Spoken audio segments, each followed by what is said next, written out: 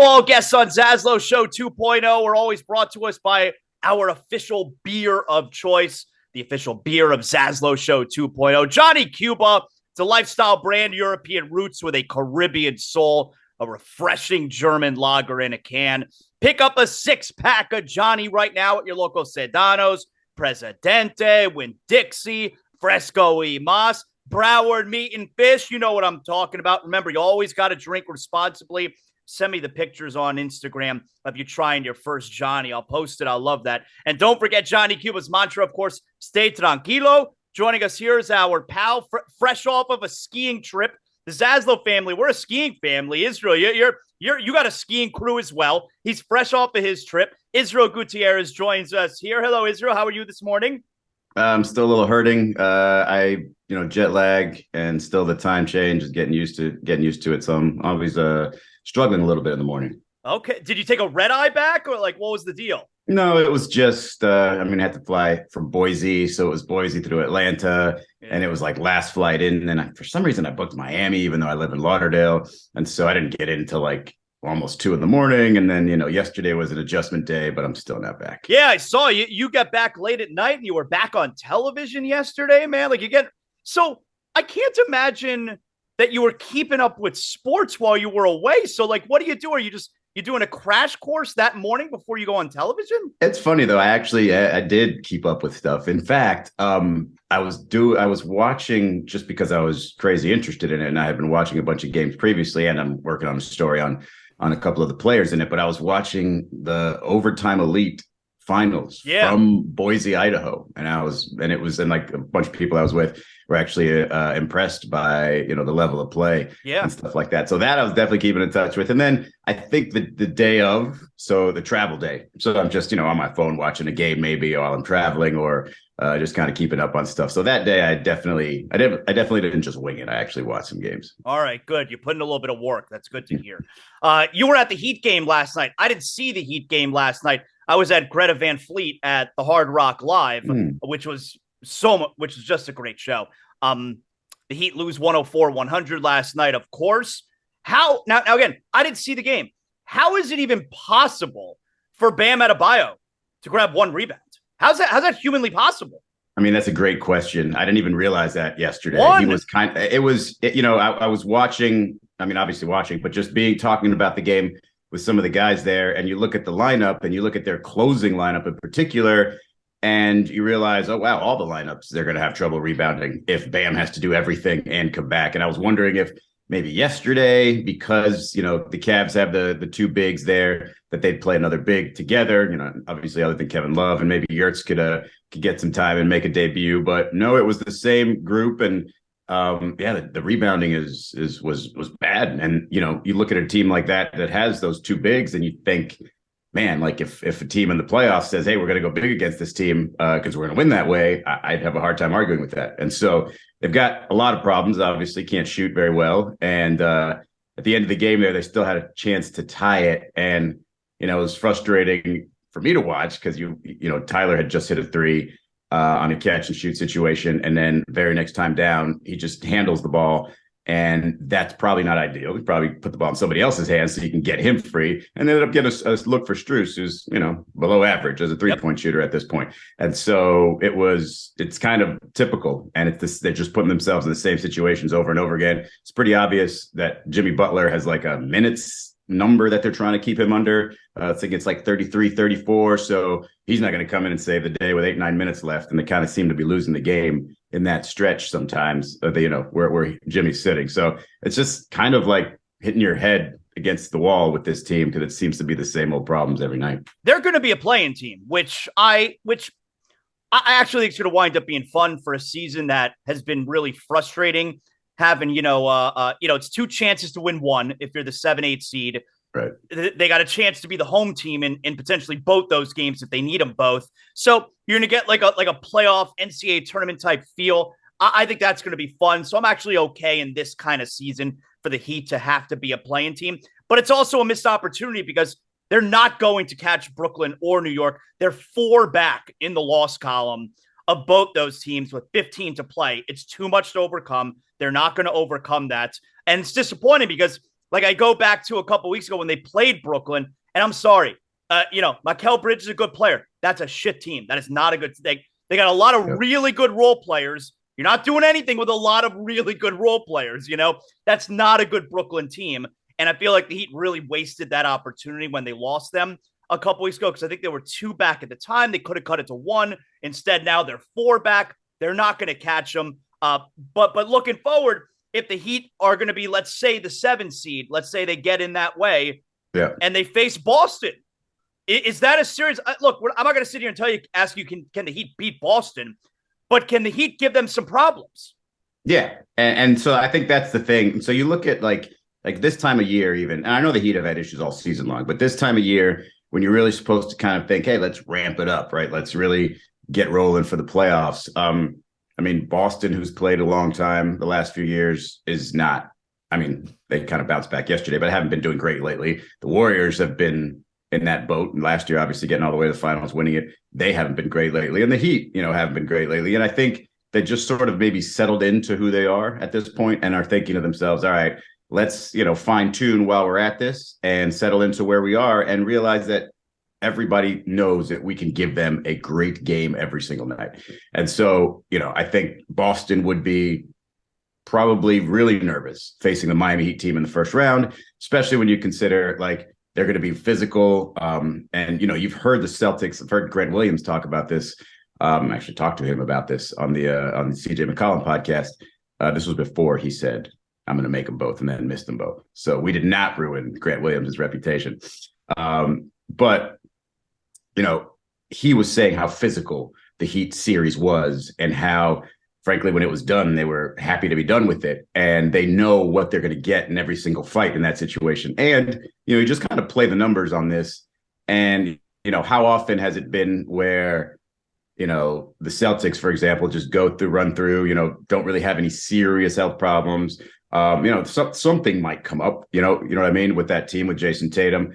And so I think that you can feel good about, hey, wipe the slate clean when it comes to the playoffs for Jimmy and the Heat, especially if they're in good health, and hope that they can, put a scare into the Celtics. And frankly, I heard Eric Reed say on the broadcast the other day when they showed Kyle Lowry, they said they're a better team without him. He said they're a better team with him than without him. And, it's obviously something that the team would love to push. But, looking at the way Gabe Vincent's played lately, I tend to think that they are better with the healthy Kyle Lowry, and maybe he wasn't healthy or whatever. So I think put that all together and, the last 5-10 games of the season, they're going to give you something to feel good about. And then hopefully, give that Celtics team some trouble. Do you have what do you make of the Kyle Lowry situation? I can't stand him. I want him out of here. I'm good. I'm good if he does not come back this year. He definitely will not be on the team next year. What do you make of this whole scenario? It's weird that he's been out. I put out a tweet a couple of days ago. Dude's been out for over a month. He's ruled out of every game days in advance for over a month now. The one game that he was not ruled out of, he was actually upgraded to questionable, was in Philadelphia a week and a half ago. So he flies up and meets the team there. I assume he spent a little bit of time with family.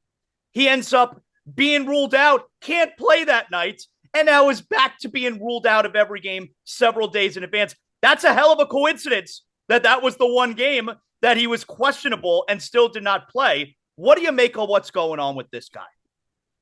Can I be perhaps a little hyperbolic, if you don't mind? I think the culture is at risk right now. I think Heat culture is a little bit in a transition phase, if you will. When you talk about Jimmy not being, whether or not he really believed in, the Heat and the culture and Dwayne Wade and all that stuff, he wasn't a Heat guy forever, right? And so he came in with his own ways, and you thought that they matched, and they seem to match, right? They seem to. But the further you go, the more I think there is some separation there. I think, it's not like this is Dwayne Wade 2.0 in terms of the perfect person for the franchise, the guy who's going to rally everybody the same way. He's a different type of animal. And then you throw in a Kyle Lowry, who again did all of his succeeding elsewhere and won a championship elsewhere. Didn't need to come here and prove anything. He's not going to sort of fall in line and be the perfect Heat guy. He is who he is. And so you've got Udonis Haslem obviously retiring, and that voice, say what you will about his personality and his perfect fit with the Heat. Like, I don't know if it's lasted a long time, and who knows if his voice, just like a coach's voice has been around for too long, might go, a little bit less impactful. And so you look around and you're just saying, okay, so Bam, Udonis has said, I'm passing the torch to Bam. Bam is clearly, and this is no fault of his, is clearly not like the vocal leader on this team. And so you start to wonder, where is this going? And it's going in a direction that pretty much only Jimmy's going to take them. And, in the public, Jimmy seems to say all the right things, but behind the scenes, is he the guy that, again, makes everybody's job easier and just sort of rallies the troops and does whatever he takes? I don't know. I don't know. And I'm not saying anything like, I think, shocking or crazy about Jimmy Butler. I'm not even saying anything insulting about Jimmy Butler. Like, he came in and became this exactly what the franchise needed and has kept this franchise relevant. But I think there's a whole, it's hard to describe other than using the word culture and over again, but there's a whole feel for how this organization runs. And I feel like there's too many people that might be like just at odds about little things, on the court, off the court. And it's just not as what's the word I'm looking for? Is familial? Is that a thing? It's just not as that feel as you're used to around the Miami Heat. Now, granted, I'm not around as often as I used to be.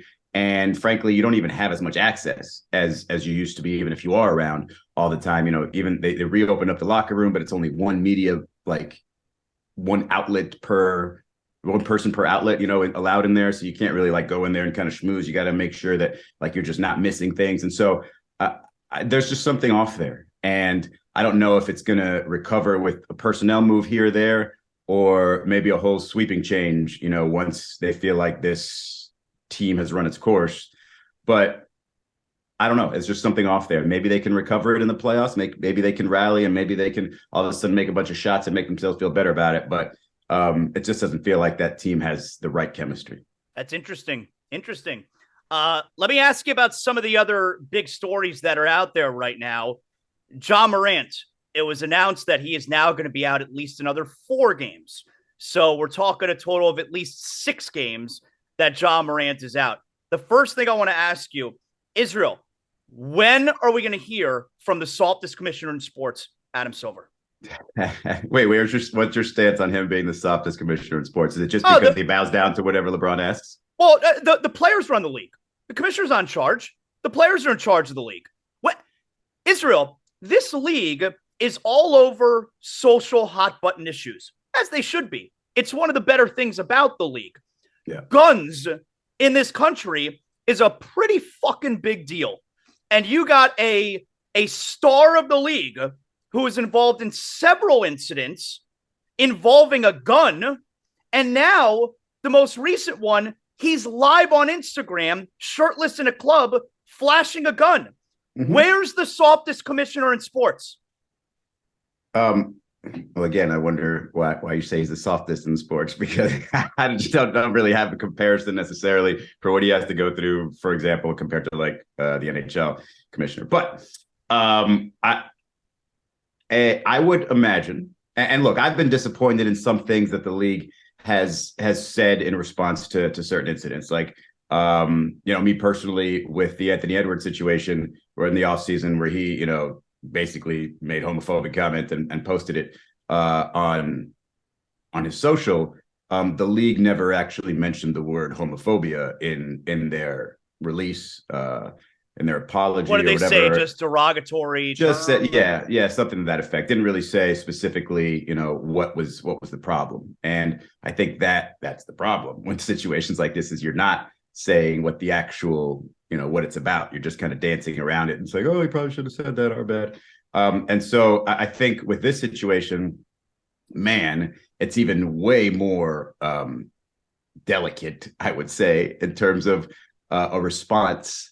If you go crazy, anti-gun here, and I don't think that's necessarily where he would have to go, but then you just got a bunch of people that are just going to get on your back. It's almost like, in his situation, especially over the last 3 years, he's kind of in a no-win situation, the commissioner.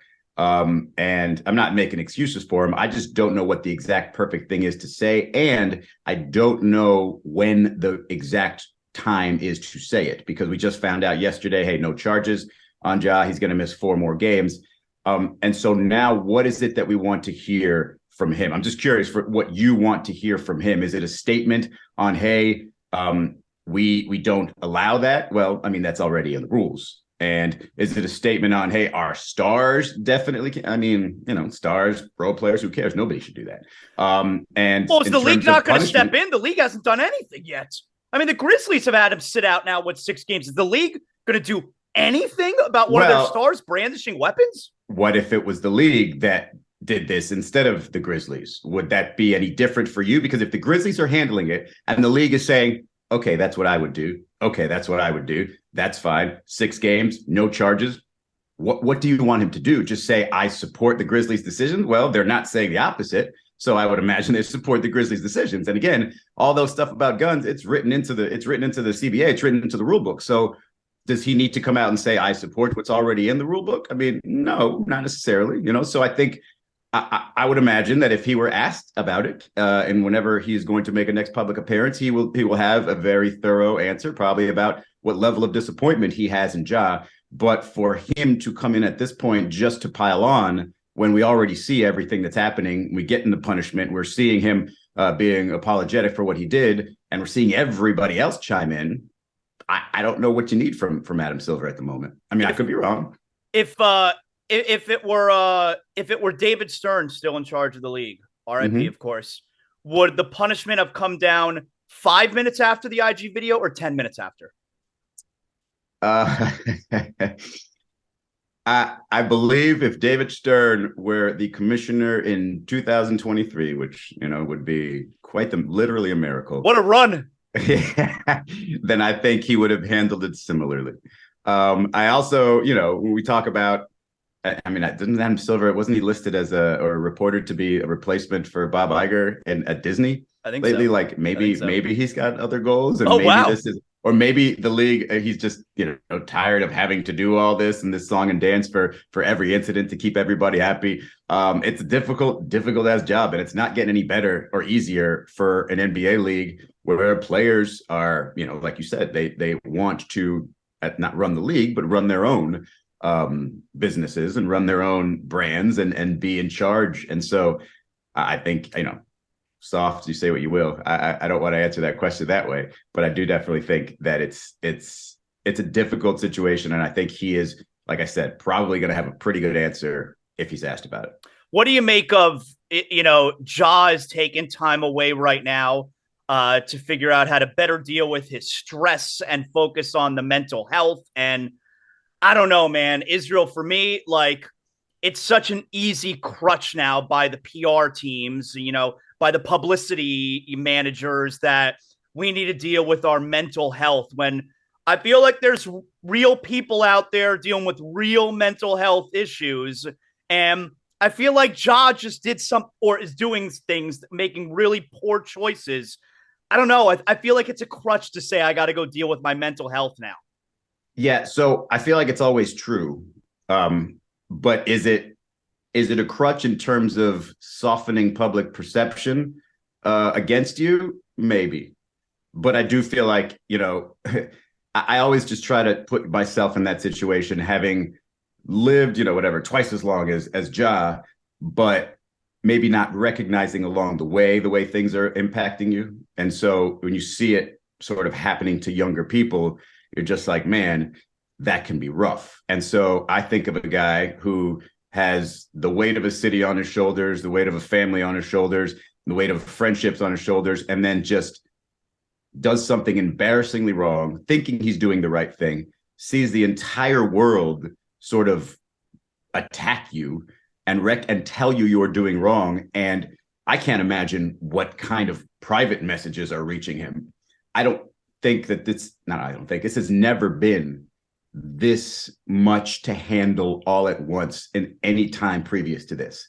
So let's just say this happened in 1986. Like, all of these things that are happening to Ja instantaneously maybe take a long period of time to happen. Maybe you do get some letters in the mail 3 weeks later saying, hey, you're a jackass, da da da. But never is it this much so quickly, and never do you have to process all of that so fast and keep so many people satisfied instantaneously. So all that stuff can lead, and often does lead, to sort of instant, like, man, that's a lot. I've got to deal with this. And so whether or not he recognizes that, maybe other people are recognizing that for him and saying, take your time and think about this. And because you could go the wrong way here. You could, just not be in the right frame of mind and do something that would be even more harmful. And so I think there's a lot to that. But I also see where you're coming from in terms of that shouldn't necessarily change what you think of his actions.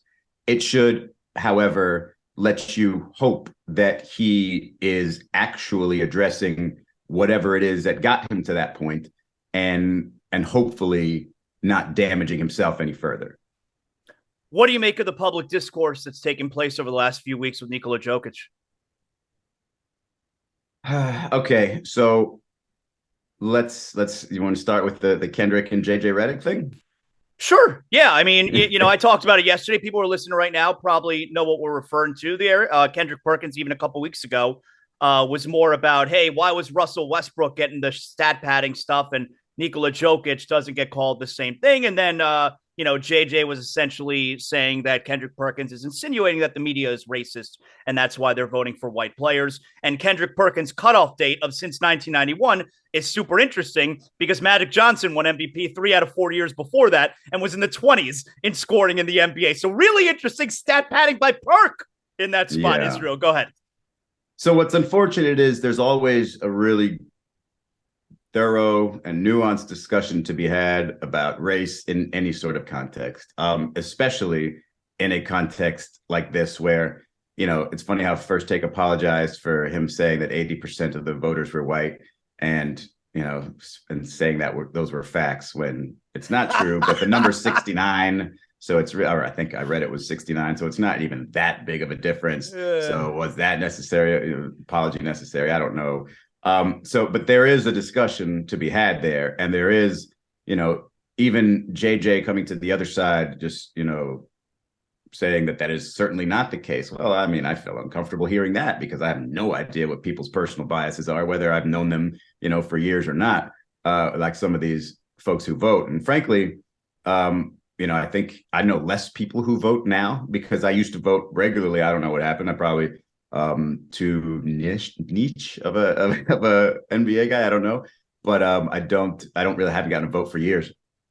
And so I wouldn't feel comfortable saying what JJ said either. But again, there's a conversation to be had there. That just wasn't the starting point or the time and place, or frankly, the people that I want to hear that conversation from, because, they were former players and it should be a combination of folks. But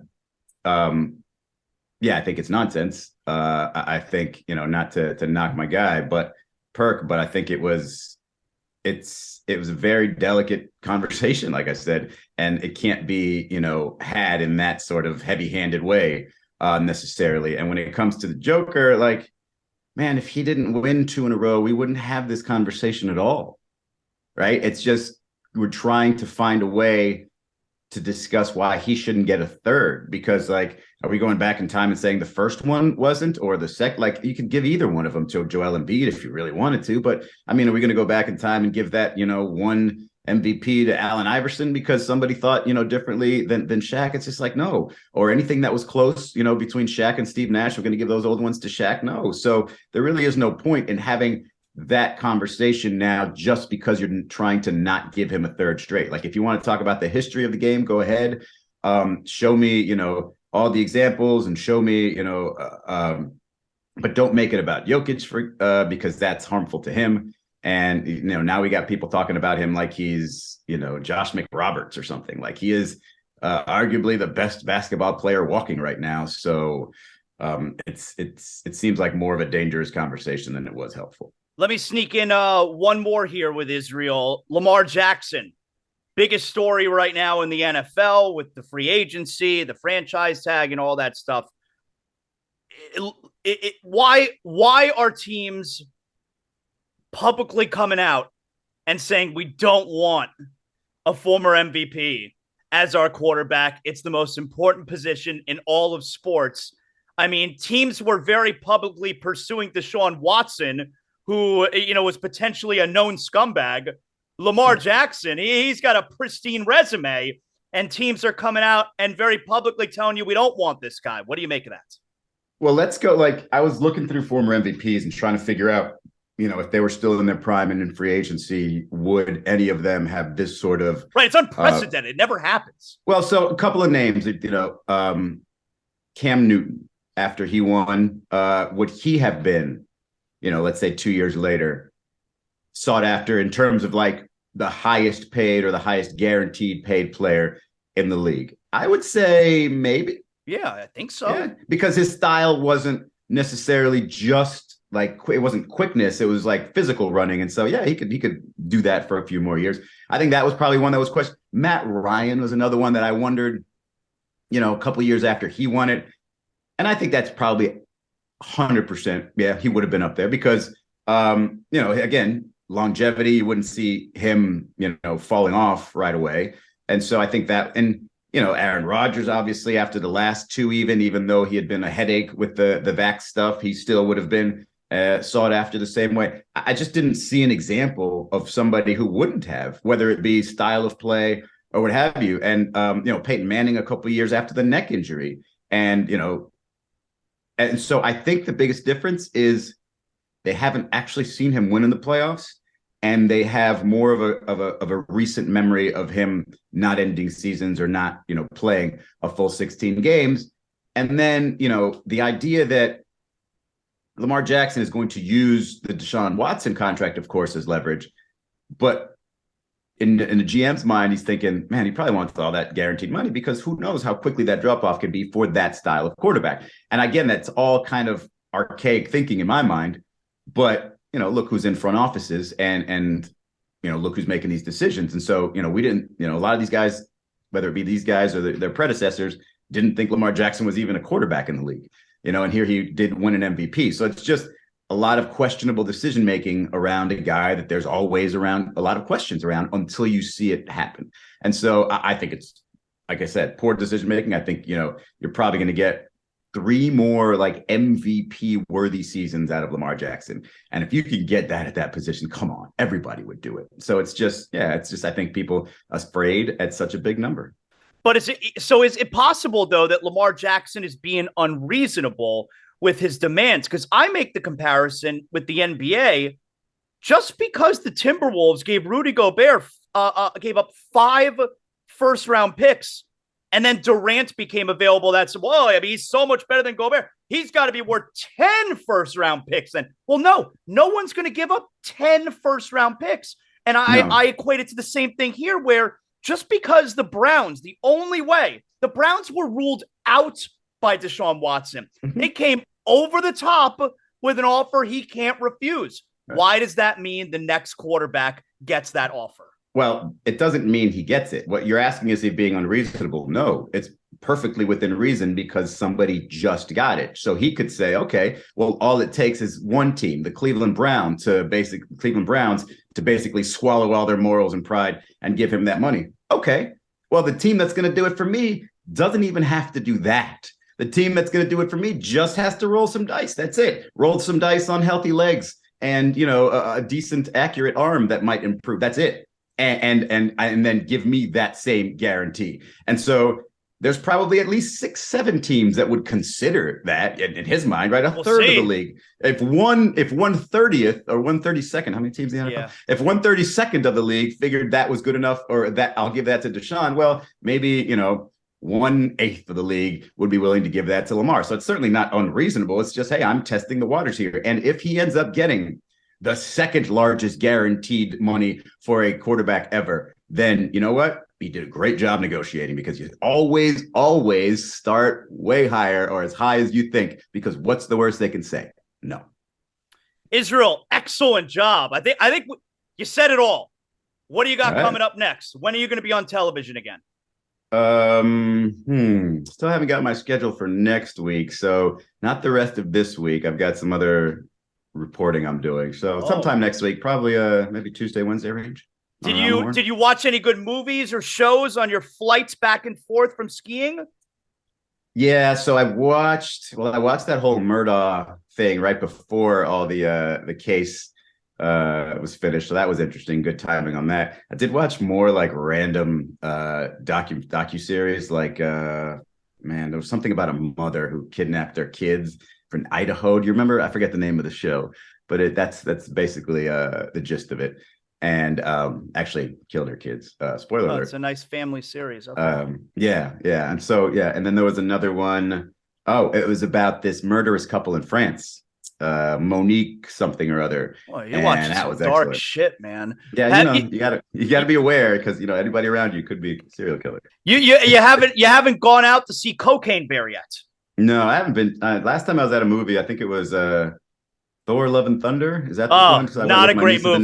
Not a great movie. Not a great movie. I was there with the kids, so it's all about them. Not a great movie. Yeah, well, I took the kid to see Cocaine Bear this weekend.